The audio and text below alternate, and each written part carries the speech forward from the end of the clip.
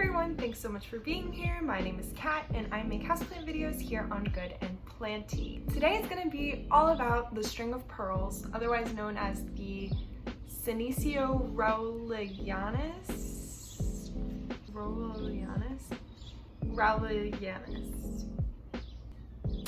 I'm going to be giving you a little background of the plant and then talking all about its care, and that's going to include water, light, soil, humidity, temperature, fertilizer, propagation, all of it.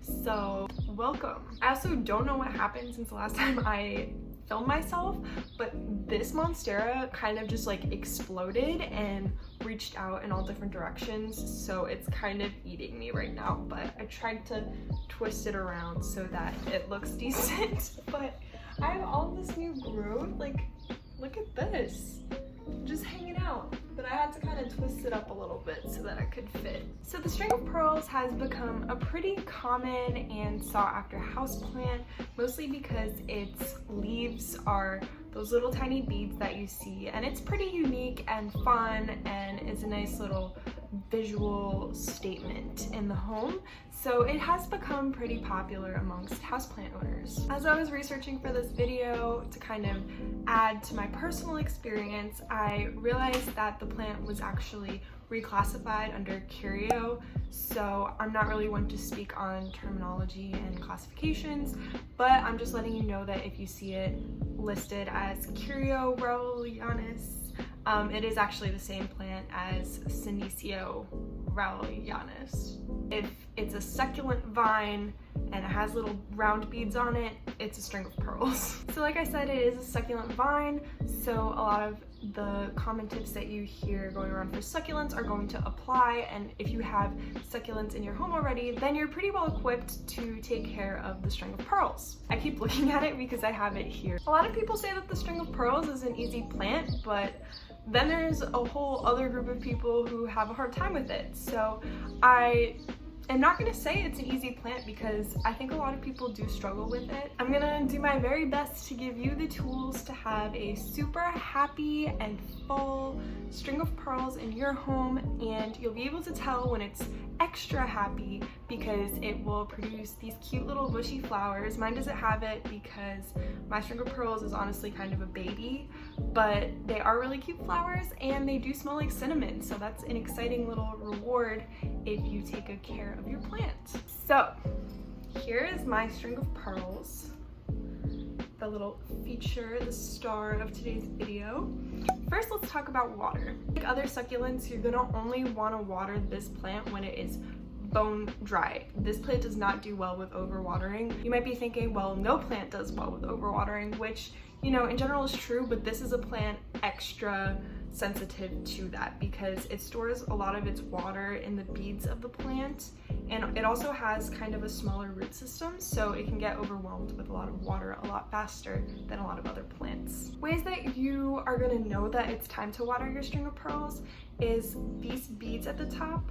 You're going to want to gently squeeze them and feel for any give, and you're going to want to see if the beads, specifically the bigger ones towards the top, are a little squishier or wrinkly, because that means that it's thirsty and it's time to water it. When you water it, you're going to want to give it a very thorough soak, so this is very similar to succulent care. You can top water these plants, it's going to do fine, and what I do is I just completely drench it until water comes out of the bottom drainage hole and fills the saucer, and then I wait maybe 10 minutes and I dump the saucer and let it dry out once again. And as I said, these plants do store their water in the beads, so if you do start to overwater your plant, you will see because the little beads up here are gonna overfill with water and probably stretch out a little bit, and then if you're really extra overwatering it, these beads might actually burst. So keep that in mind. The way to tell when to water this plant is by looking at the beads and kind of learning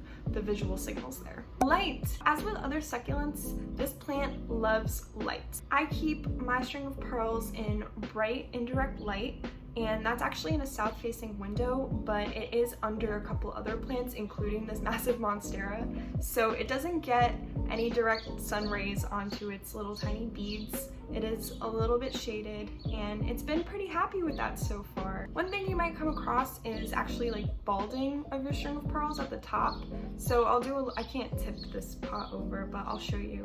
And what happened was, and what can happen to you, is I did have this plant hanging up in a macrame hanger because it is a trailing plant and it does look nice hanging, but it isn't getting top-down sun in that situation, so I was losing a lot of the beads up top and I didn't like that look personally. So I took it out from the macrame hanger and put it on a windowsill where it is now getting top-down sun. If you don't care for a little balding up top and you rather just focus on the fuller growth trailing down, then you can keep it in a macrame hanger or on a shelf, and you don't have to worry about top-down sun as much. That's just for if you do want to see growth up top. If you did suffer from a little bit of balding up here, no worries, it's super easy to propagate and you can just kind of plug it up that way, and I'll go over propagation methods towards the end of the video. Soil! Again, this is very similar to other succulent care.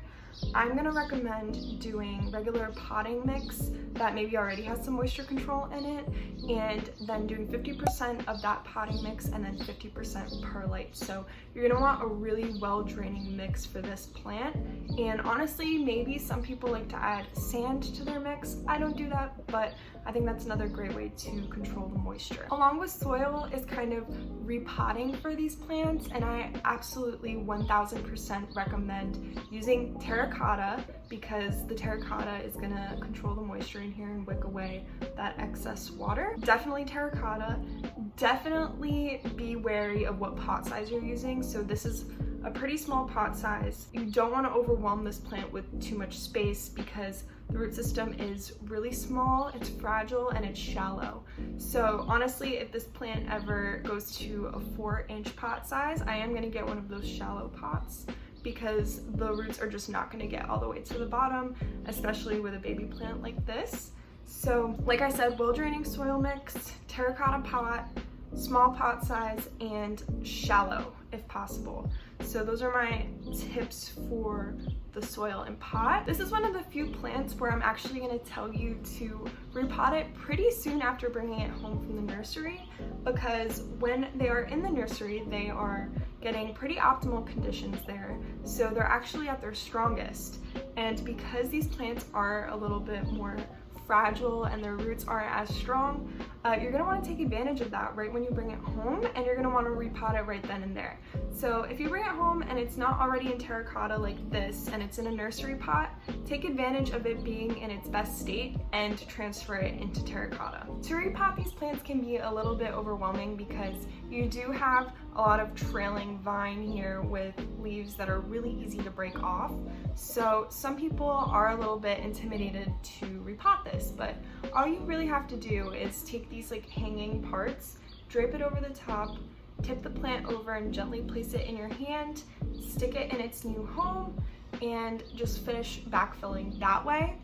If that's still overwhelming to you, I totally understand. You can snip off the little extra vine here that's hanging over the saucer and propagate that bit, which I'll go over later, and then do the fold over tip repot method.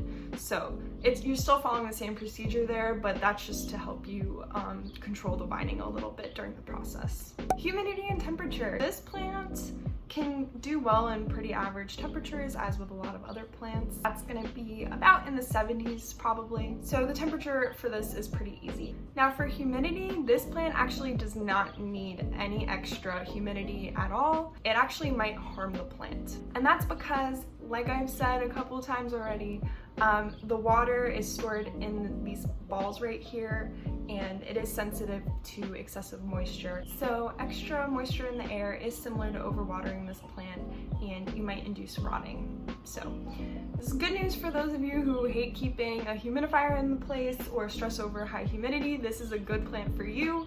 It's gonna do just fine in regular temperatures and average humidity. Fertilizer. I wouldn't say that this is a heavy feeder at all. I treat it just like I treat my other succulents, a common theme here. I do have a succulent fertilizer and I dilute that in regular tap water, and I just go ahead and water the plant as usual. I fertilize this plant probably twice a year, so that's once in the spring and then once in the summer. I've already done the spring fertilizer and I'll probably go ahead and do another one sometime this month, which is July. I find that keeps this plant pretty happy. I don't want to burn that small root system, but I do want to give it a little bit of a nutrient boost when I can. Okay, and lastly, propagation. This plant is pretty easy to propagate, so that's good news for you guys. There are two methods that you can use for propagating this plant. Both of those methods are going to require you to just take a snip of one of the trailing vines. And then for method number one, which is water propagation, what you're going to want to do is gently twist off the balls towards the end of that vine cutting.